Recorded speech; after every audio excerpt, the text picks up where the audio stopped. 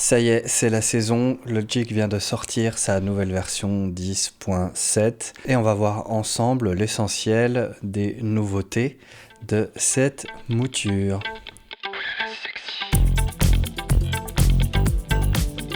Alors comme toujours quand Apple sort une nouvelle version de Logic, c'est d'ailleurs souvent quand elle s'accompagne de nouveaux ordinateurs, de nouvelles machines.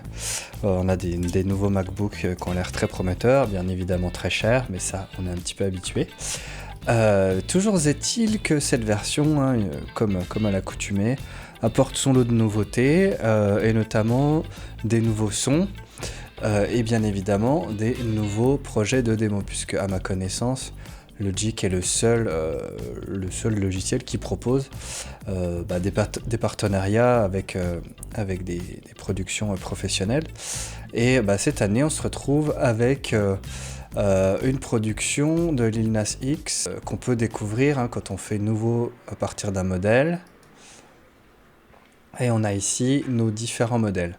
Donc c'est toujours intéressant d'avoir à portée de main comme ça un projet professionnel, puisque ça permet de se rendre compte un peu de l'étendue de la production. Pour tout ce qui est par exemple voix, on voit très bien les stacks de voix, etc., avec différents effets.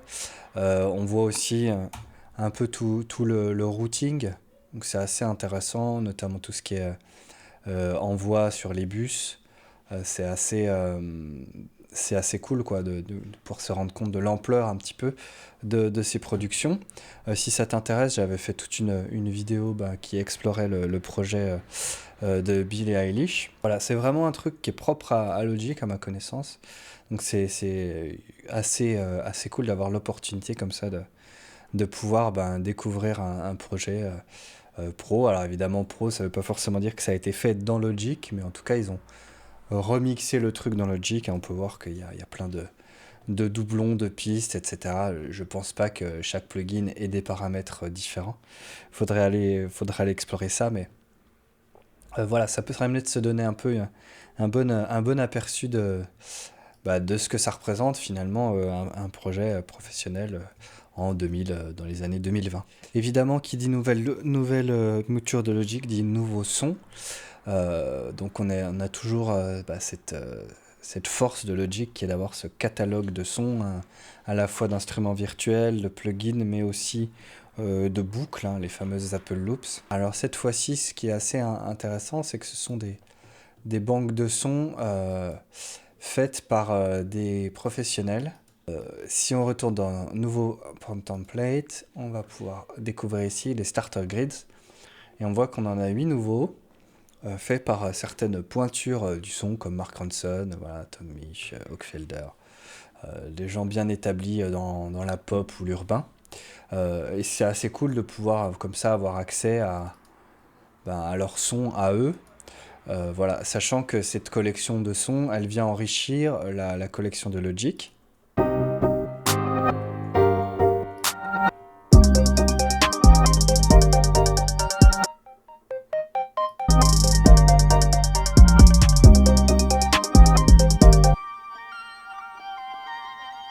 Cool cette guitare.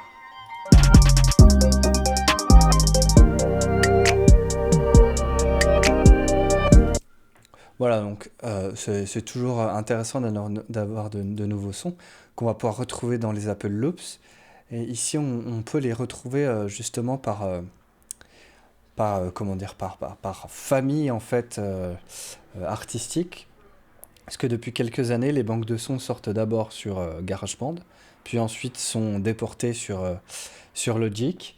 Et ce qui permet une continuité, on peut très bien commencer une track sur son téléphone, sur son iPad, et la finaliser dans Logic Pro et en faire un pandémonium de ouf.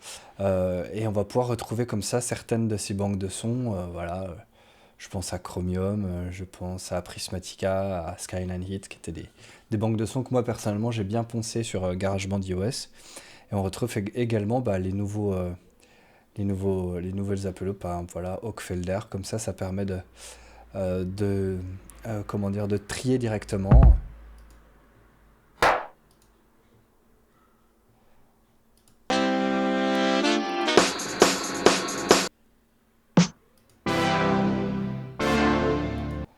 Ouais, c'est plutôt cool.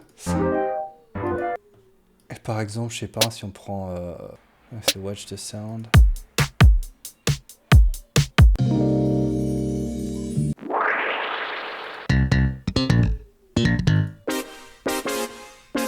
So funky quoi.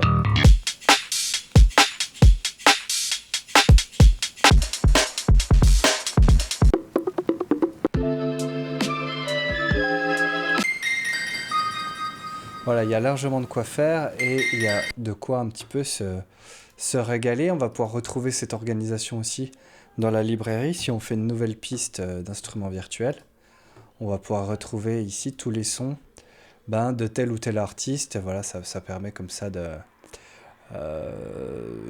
d'avoir une bonne orga, hein, comme toujours. Voilà, les 808 qui sont pas mal du tout.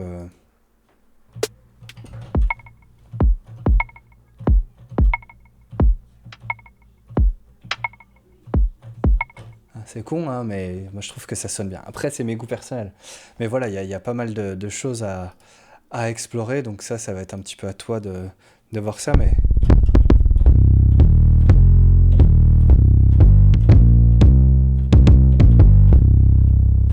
Ils sont assez massifs, ces nouveaux 808. One eternity later. Ça fait plaisir. Alors, une des principales nouveautés de Logic 10.7, c'est la possibilité de faire du mixage en Dolby Atmos. Alors, d'ailleurs, on retrouve le projet de Lina Six également au format Dolby Atmos. Le Dolby Atmos, c'est une espèce d'idée un peu, alors qui est aussi bien marketée, mine de rien, mais d'idée d'avoir vraiment une spatialisation du son tridimensionnel, vraiment d'être au centre d'une pièce et le son voilà, qui circule autour de nous. C'est assez intéressant. Évidemment, tu vois, il nous dit que c'est un mix binaural headphone required pour vraiment bien se rendre compte de l'immersion en fait. Et tu as peut-être pu remarquer que voilà, c'était la grande mode chez Apple là, depuis quelques mois, voilà, de mettre en avant le Dolby Atmos et de mettre les sons de Apple Music par exemple en Dolby Atmos, etc. Donc ça peut être intéressant d'explorer un petit peu ça. Alors si c'est quelque chose qui t'intéresse, on pourra faire une vidéo dédiée, mais pour ça tu me mets un commentaire dans l'espace de com, et puis comme ça moi je vois s'il y a un intérêt.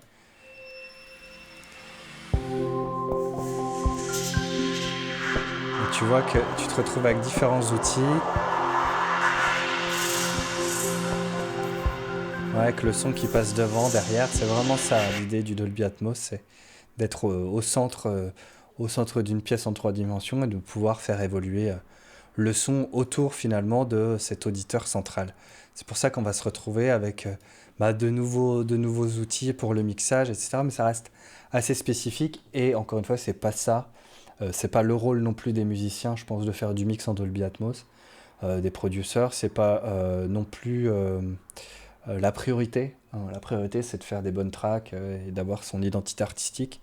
C'est pas forcément de faire du Dolby Atmos. Donc, c'est cool de l'avoir. Encore une fois, je pense pas que ça change le game de la production musicale. C'est un peu, voilà, c'est pour assurer, je pense, une cohérence aussi avec toute la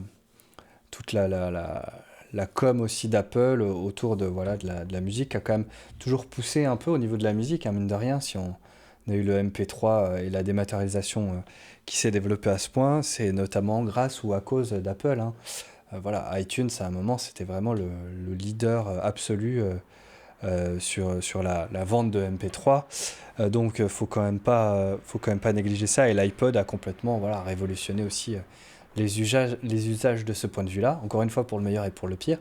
Mais toujours est-il qu'on a accès à ces outils de Dolby Atmos. Donc, je t'invite à explorer un petit peu le projet démo. Ça te permet un peu de te rendre compte, de voir un peu l'évolution du son. Parce qu'il y a effectivement quand même cette idée vraiment de 3 dimensions qui ressort plutôt bien, en tout cas sur le projet.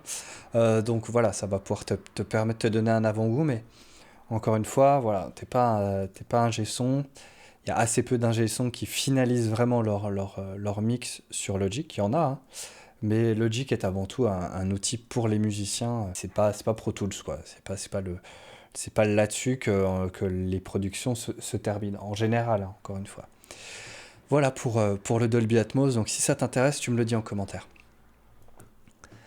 Une des grosses nouveautés, par contre, qui va bien nous intéresser, c'est le Step Sequencer de Logic qui a de nouvelles fonctionnalités qui sont pas dégueu C'est pas dégueu. et qui vont permettre d'être un peu plus créatif tout en gardant cette rigueur qu'apporte le Step Sequencer, ce côté un peu très quantifié, très dans le time et très mécanique presque, qu'on peut rechercher notamment en musique électro, en musique urbaine, voilà, tout ce qui est inspiré des boîtes à rythme et des séquenceurs. Notamment la fonction ici d'enregistrement. On a un petit R qui va en fait nous permettre d'enregistrer en direct notre séquence et lui va la mettre directement dans la grille. Pour ça, il suffit juste de l'armer, de mettre play. On voit qu'ici on est en rouge. Alors, on va peut-être réduire un peu le temps.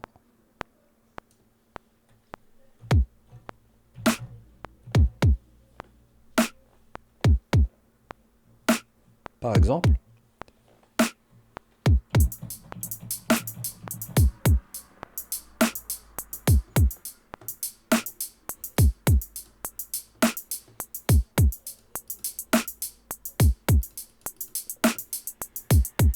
Ça permet comme ça de créer des séquences à la volée, qui valent ce qu'elles valent pour un projet de démo comme ça.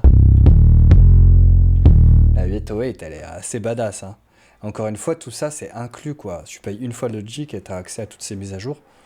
C'est quand même sympathique. Évidemment, il faut bien penser à sélectionner notre séquence et armer, puisque si on met juste rec traditionnel, voilà ce qui se passe.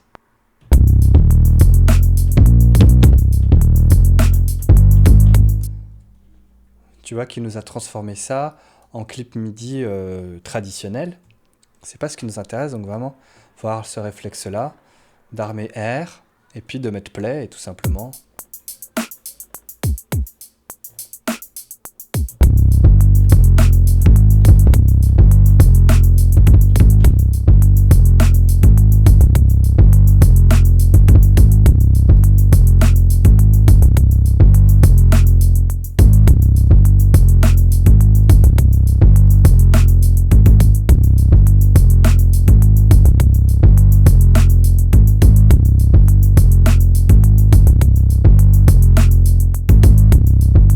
Voilà par exemple, et tu vois que Logic a bien enregistré les valeurs de vélocité, de longueur de note, etc. Donc ça permet comme ça de gagner un temps assez précieux.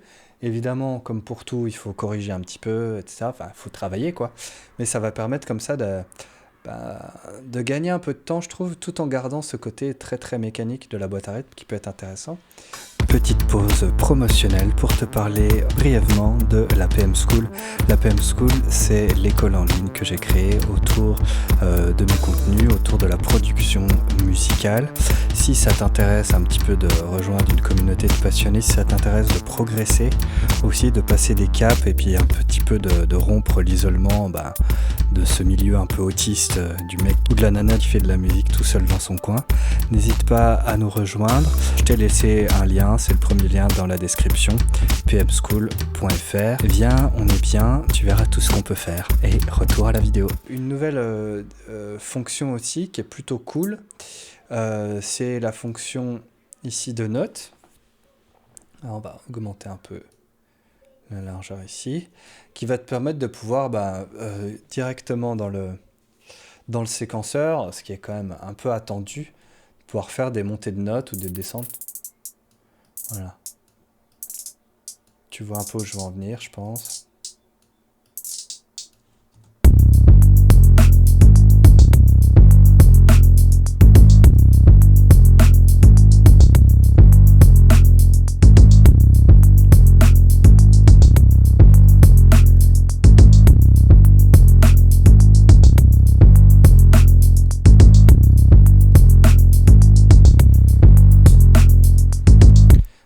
évidemment, pourquoi pas le faire aussi sur les snares.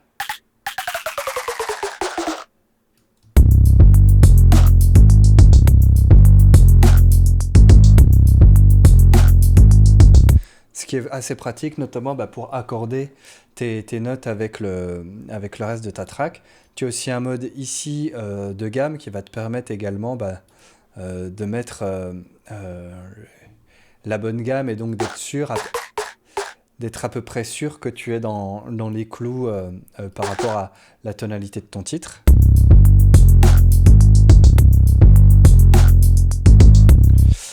Voilà, donc ça c'est des petits ajouts qui n'ont l'air de rien, mais qui permettent quand même de un peu step up sur le séquenceur. Un autre truc qui est assez cool, c'est le mode mono. Donc, le mode monophonique qui va te permettre en fait d'éviter le recouvrement de notes ici, et donc d'avoir vraiment une note par case. Donc ça c'est assez cool. Et tu vois qu'on peut pas avoir de recouvrement.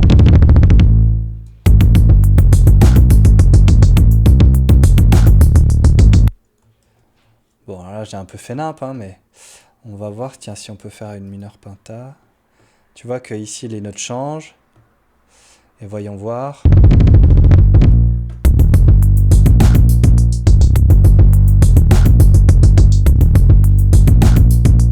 Et comme ça, tu peux pas te tromper.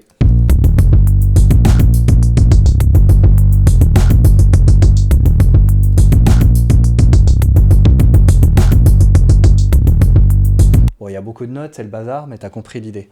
Voilà, donc là, ça va te permettre comme ça de rapidement pouvoir créer, par exemple, des petits patterns plus ou moins improvisés ou plus ou moins par accident, parce que typiquement, c'est le genre de truc, tu te crées une séquence, tu dessines un peu à la zub avec ta souris, tu t'assures que la gamme est bonne et que tu es en mono pour éviter que les notes se recouvrent et que ce soit vraiment... ça crée des artefacts et ça brille les oreilles.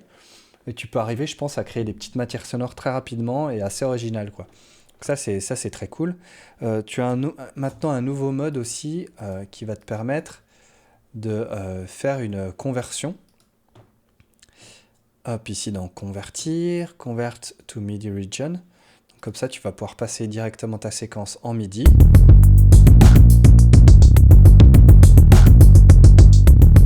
Et tu vois que les notes que j'ai dessinées à la souris, elles ont toutes la même vélocité, mais celles que j'ai jouées tout à l'heure dans mon pattern enregistré, on voit bien que la vélocité est différente, elle ressort, elle a bien été prise en compte à l'enregistrement.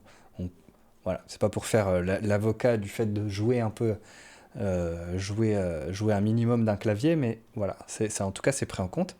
Donc ce qui est bien aussi, c'est que ce mode-là, il peut se faire dans le sens inverse. Donc on peut créer une boucle MIDI, une région MIDI, et ensuite la convertir en pattern maintenant. Voilà, donc ça c'est assez cool aussi.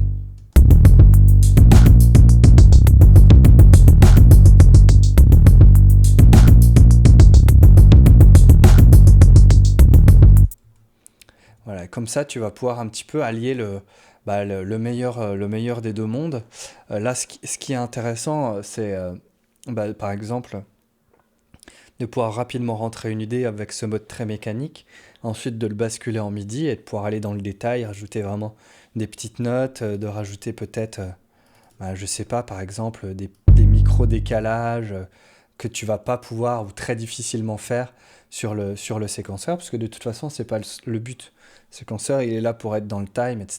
Tu as des fonctions un peu d'offset pour décaler par rapport au temps, mais c'est très limité et c'est pas son but. Donc voilà. Donc comme ça, tu vas pouvoir passer d'un mode très très fermé à un mode beaucoup plus libre. Et puis également, voilà, dans ton workflow, finalement, peut-être enregistrer une ligne mélodique, puis c'est là, je la testerai bien vraiment séquencée et tout, et puis pouvoir la basculer en séquenceur et puis pouvoir profiter de ce côté très mécanique.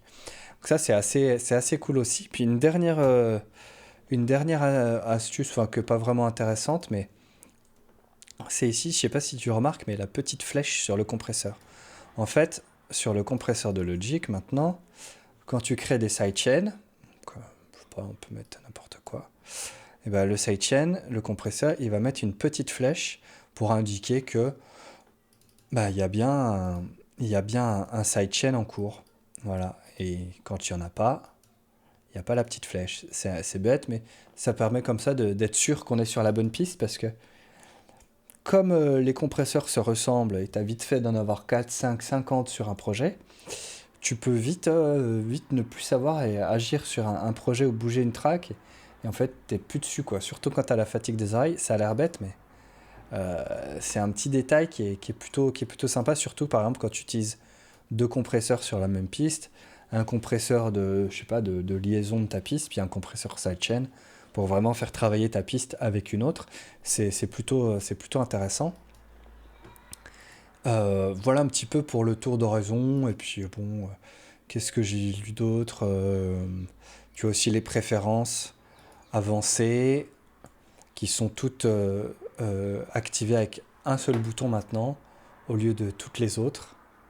Voilà, quand on est en mode simplifié, on est sur une version glorifiée de GarageBand, beaucoup plus limitée, mais encore méga capable, hein, faut pas s'en faire. Et puis, ben, il suffit de cliquer ici, mode simplifié, et il va ouvrir cette fenêtre et on va pouvoir tout activer d'un coup. Voilà. Avant, fallait activer les options séparément, mais finalement, ben, ce que tu faisais, c'est que tu activais tout pour être sûr. Donc voilà, ça te fait économiser 5 clics une fois dans ta vie dans le Logic. Bon, c'est déjà bien. Voilà, on arrive à la fin de cette vidéo. Je voulais faire quelques petites recommandations ou rappels. D'abord, te rappeler que la version 10.7 de Logic n'est disponible qu'à partir de macOS Big Sur et les suivants. Voilà, donc après c'est une question à se poser. Est-ce que tu dois faire la mise à jour? Moi j'ai fait la mise à jour de Big Sur là il y a quelques jours seulement. J'ai même pas fait celle sur Catalina, tu vois. Donc moi je suis assez prudent sur les mises à jour. Je les fais de temps en temps. Alors évidemment les mises à jour système, les trucs de sécurité, ça c'est évident qu'il faut les faire. Mais voilà, changer de version de macOS pour un logiciel, c'est toujours c'est une balance bénéfice-risque, hein, pour parler en termes actuels. Donc faut un petit peu réfléchir. Juste pour te parler aussi de la continuité des choses, là moi je bosse sur un Mac Pro de fin 2013. Donc évidemment c'est des machines professionnelles, donc elles sont supportées plus longtemps par Apple. Mais voilà, pour te dire que je pense qu'à peu près tous les Macs depuis 2015, a priori, devrait être capable d'avoir Big Sur et donc Logic Pro 10.7. C'est vraiment ça qu'il faut regarder. Voilà, ça fait partie un petit peu des problèmes. Parfois, les ordinateurs sont pas forcément supportés, en tout cas sur les mises à jour, et ils passent vite dans la case obsolète. Voilà, au bout de 7-8 ans, souvent ils ne sont plus supportés. Donc c'est quelque chose à prendre en compte, mais surtout te rappeler que t'as pas besoin de la dernière version de ton logiciel pour faire de la bonne musique. T'as pas besoin du dernier objet brillant pour faire de la musique, du dernier truc de matos, du dernier plugin à la mode. Voilà, ce qui compte, c'est ce que t'as dans la tête, tes 10 doigts, tes idées, et puis surtout euh, bah, ta capacité à dominer ton logiciel, puisque c'est l'interaction, hein, entre tes idées musicales et leur concrétisation. C'est à quel point tu es efficace, à quel point tu es rapide, à quel point tu connais ton logiciel de musique, que ce soit Logic ou un autre d'ailleurs. Voilà, c'était important pour moi de faire ces rappels essentiels. Voilà, c'est tout pour moi. Si cette vidéo t'a plu, n'hésite pas à laisser un pouce, à t'abonner à la chaîne, et puis à me dire en commentaire si tu as fait la mise à jour ou pas, ou si c'est quelque chose qui t'intéresse. Je te laisse, fais plein de musique. Ciao.